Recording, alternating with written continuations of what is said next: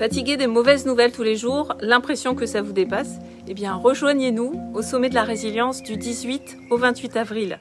La question à laquelle on est confronté dans une crise existentielle personnelle, par exemple, ça va être est-ce que je vais vraiment prendre le risque d'être moi-même, hein, comme dirait Carl Rogers, ou est-ce que je vais capituler?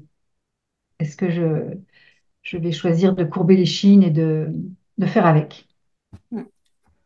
Oui. Voilà, c'est pour ça qu'une crise, quelle qu'elle soit, de toute façon, euh, elle mobilise nos peurs et en même temps, elle ne se résout pas sans courage, sans audace et sans prise de risque.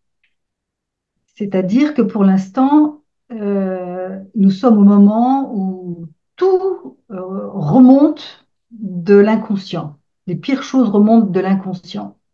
Et pour l'instant, rien n'est clair encore, parce que ça veut dire que nous sommes dans le moment transitoire de devoir traverser le labyrinthe. Chacun est ensemble. Et traverser le labyrinthe, ça veut dire accepter de vivre et d'accompagner en conscience et en lucidité tout ce qui est en train de jaillir individuellement et collectivement. De revenir à cette confiance, la confiance que l'enfant a, hein, le tout petit, quand on regarde un tout petit qui est au sein, là, dans les bras de sa mère, il s'abandonne dans les bras de sa mère, il se sent en sécurité, il se sent bien.